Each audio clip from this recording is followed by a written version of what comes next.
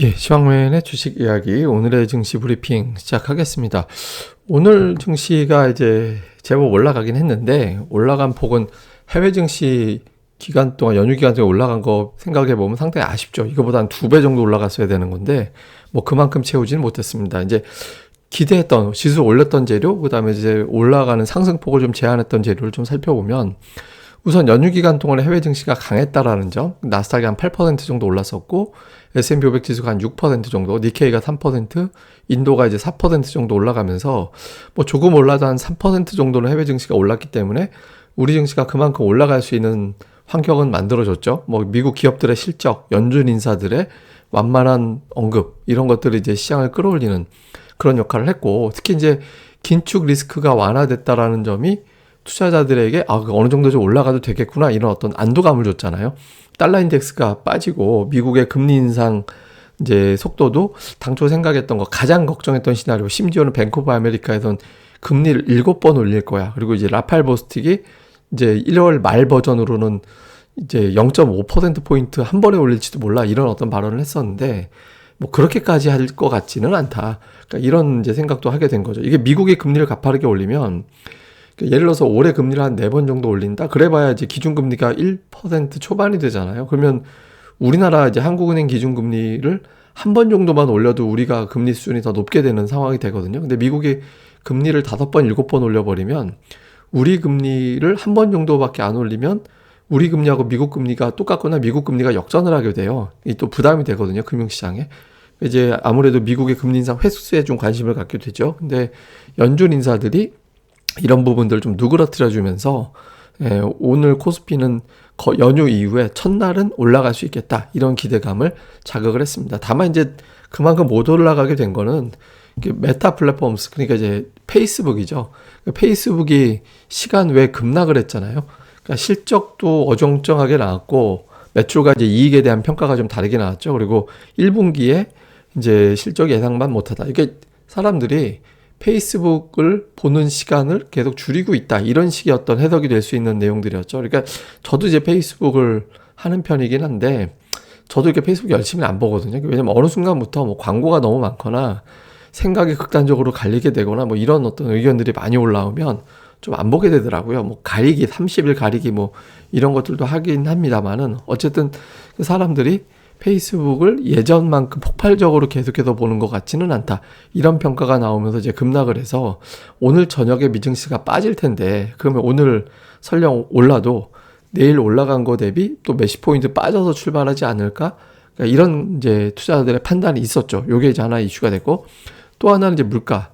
그러니까 미국이 이제 지금 개입이 돼서 우크라이나 러시아 전쟁 분위기가 연출되고 있잖아요. 그래서 이게 이제 오늘 곡물 가격들 움직인 걸 제가 보여드리는 건데 사실 지수에 비하면 곡물 관련주들이 그렇게 올라간 건 아니에요. 근데 제가 이제 이걸 왜 보여드리냐면 그러니까 이 에너지 가격이 올라가면서 우리나라 수입 물가를 크게 높이고 이거는 달러화를 이제 비싸게 만드는, 그러니까 환율이 올라가는 그런 요인이 될 수 있거든요.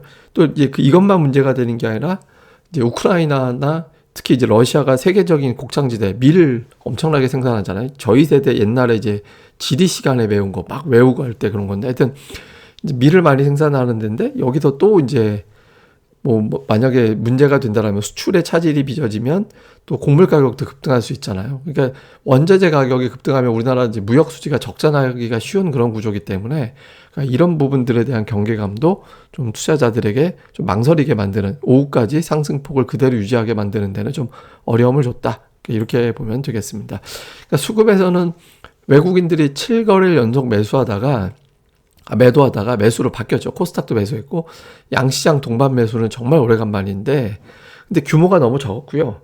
그러니까 기관 쪽에서는 연기금이 아침에 이제 밥값 안 하고 매도하다가 이제 오후 들어서는 매수를 했는데 매수 제일 많이 한 건 또 LG에너지 솔루션이었죠. 그러니까 이게 삼성전자, 하이닉스 뭐 이런 걸 매수해 줘야 되는데 좀 계속 자기네들 손실이 많이 나 있긴 하거든요. 근데 어쨌든 LG에너지 솔루션에 집중적으로 매수를 해서 규모 대비 좀 효용성이 떨어졌고 그다음에 이제 투신권 매수 들어온 거는 좀 무시하긴 했지만 어쨌든 두 주체의 매수 규모가 이거보다 좀 폭발적으로 규모가 좀 늘어났다라면 지수가 한 60포인트, 70포인트까지 더 갈 수 있었는데 뭐 그 정도가 되지 못했습니다. 그리고 코스닥 쪽에서는 잠시 후에 업종 보여드리겠습니다만 이제 업종별로 좀 갈리는 그런 모습을 좀 보였습니다. 이게 선물이 확실히 안 풀려요. 오늘 선물이 장중에 이제 매수였다가 이제 매도로 또 뒤집어졌잖아요. 그래서 선물이 좀 풀려줘야 윗공간이 좀 열릴 수 있거든요. 근데 이제 선물이 이상하게 안 풀리는데, 다만 조금 주목해 볼 만한 건 오늘 풋을 많이 팔았거든요. 그러니까 지난번에 풋옵션을 엄청나게 매수하고 나서부터 이제 그 이후에 이제 지난주에 엽기적인 하락이 나타났잖아요. 물론 이제 저게 뭐 하락의 어떤 선제적인 어떤 역할을 했다, 이렇게 이제 단정은 못 짓죠. 근데 일종의 이제 저게 왜 저랬을까? 그때 이제 여러 가지 어떤 궁금증이 좀 있었는데, 어쨌든 결과적으로 본다라면 저 이후에 시장이 폭락을 했었잖아요. 근데 오늘 대부분 다 정리를 했거든요. 이제 수치만 놓고 보면, 물론 이제 어디 포지션에 어떻게 돼 있고 이거는 이제 디테일하게 보면 또 전혀 다른 해석이 나올 수는 있겠습니다만은, 어쨌든 약간의 어떤 변화가 좀 있었다. 근데 이건 이제 옵션이나 저렇지 이제 선물 끝까지 돌려지지는 않았으니까, 향후에 좀 선물이 돌아서 줘야 현물 쪽 대형주 쪽도 끌어올리면서 지수가 좀 탄탄하게 올라갈 수 있거든요. 그래서 요게 좀 아쉬운 대목, 이렇게 보시면 되겠고요. 업종으로 보면 외국인들은 아무래도 대형주는 좀 팔죠. 선물을 풀지 않았다라는 점도 좀 있을 거예요. 전기전자, 자동차도 팔고, 서비스 업종 팔고, 시가총액 상위 들어가는 종들 팔고, 이제 매수한 거는 금융, 의약품, 그다음에 보험, 그러니까 이제 금리 관련해서 매수를 했거나 코로나 상황이라서 매수를 했거나 이런 게 좀 들어왔고요. 기관 투자들은 반면에 이제 전기전자 업종 매수한 거 정도. 근데 이게 전기전자 업종이 삼성전자 하이닉스 쪽보다 이제 LG에너지 솔루션이 전기전자 업종으로 들어가거든요. 그래서 우리가 보통 일반적으로 생각하는 그 전기전자 업종은 아닙니다. 그리고 이제 외국인들은 하이닉스는 사고 삼성전자는 팔고 이렇게 좀 엇갈렸고, 코스닥 쪽은 외국인들은 소프트웨어, 디지털 콘텐츠, 게임주 일부 샀는데, 반면에 오늘 게임주는 좀 약했죠. 종목들별 네오이지가 되게 많이 빠지면서 이제 디지털 콘텐츠하고, 오늘 전체 업종에서 디지털 콘텐츠하고 반도체만 마이너스였거든요. 근데 어쨌든 이제 뭐 매도가 좀 나오면서 외국인들이 매수했음에도 불구하고 업종 전체를 보면 좀 부진하고, 반도체를 되게 많이 팔았어요. 그러니까 포트폴리오 재편 때문에 판 건지는 모르겠는데 오늘 반도체 쪽이 유난하게 힘이 좀 없었거든요. 하이닉스는 끌어올리면서도 이게 뭐 일시적인 어떤 매매, 그러니까 포트폴리오 재편이 있었던 거 아닌가 이렇게 싶기도 한데, 어쨌든 그건 정확하게는 알 수는 없습니다. 근데 어쨌든 외국인들이 전기전자, 반도체를 좀 많이 팔면서 오늘 코스닥 쪽이 좀 상대적으로 반도체주들이 이제 하락 종목 수가 좀 많은 그런 모습을 좀 보였다, 이 정도로 보시면 되겠습니다. 그리고 이제 수급에서 조금 특징적인 게, 외국인들이 4일 중에서 3일을 수량 기준으로는 매수가 들어오고 있거든요.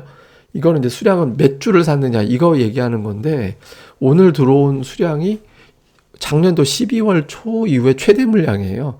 그러니까 중성주 쪽에서는 좀 수급이 바뀌는 걸로 보여지거든요. 그래서 외국인들 매도 자체는 확실하게 진정되는 것까지는 온 것 같습니다. 근데 아직까지 매수로 확연히 돌아섰는지는 알 수는 없는데, 이게 선물까지 풀려줘야 이게 좀 돌아설 것 같아서 어쨌든 조금 조짐은 있다. 아까 보여드렸던 옵션이라든가 이런 게 좀 조짐은 있는데, 이게 연속성을 띨지가 관건인 것 같습니다.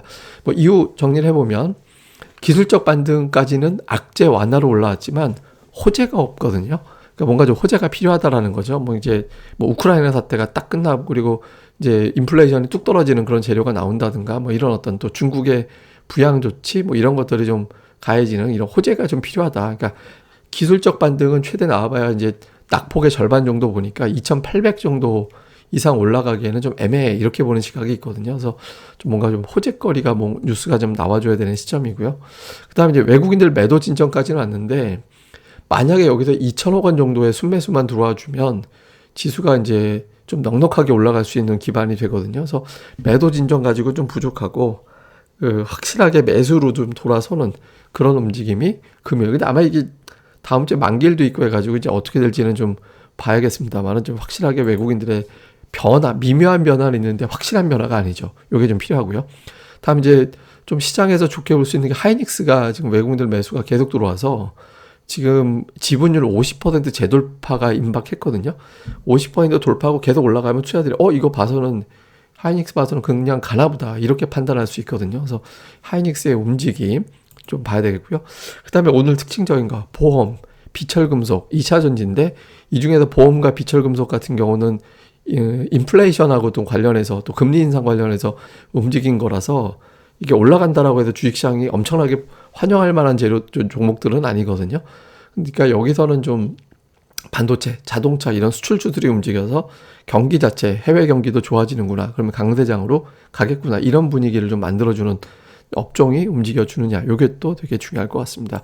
그 다음 이제 오늘의 차트는 이건 지난번에 보여드렸던 거였고, 2월 그 하락, 그러니까 제가 1월에 폭락했던 시점, 다음 이제 그때 1월에 하락하고 나서 연간 어떻게 됐나. 요걸 좀 보여드리는 건데, 1월에 하락한다 하더라도 2월 반드시 연간 하락하는 건 아니었거든요. 그래서 1월에 뭐 밀렸다고 해서 올해 반드시 좀 안 좋게 출발하는구나. 이렇게 단정 지을 필요는 없습니다. 그러니까 좀 많이 빠지긴 했지만 뭐 그래도 이제 좀 언제든지 또 올라간 횟수가 조금 더 많았거든요. 물론 이제 10% 넘게 하락했던 2008년도엔 연간 크게 빠지긴 했는데 이때는 금융위기가 온 거고 지금 이제 금융위기까지 논할 상황은 아니니까 1월 증시 상황에 대해서 너무 지나치게 확대 해석하지 말자. 예, 요 정도로 보시면 될 것 같습니다. 예, 그럼 또 오늘 하루 잘 보내시고요. 저는 또 다음 방송에서 뵙겠습니다. 그리고 좀 꼭 좀 구독하기, 예, 꼭 좀 부탁을 드리겠습니다. 감사합니다.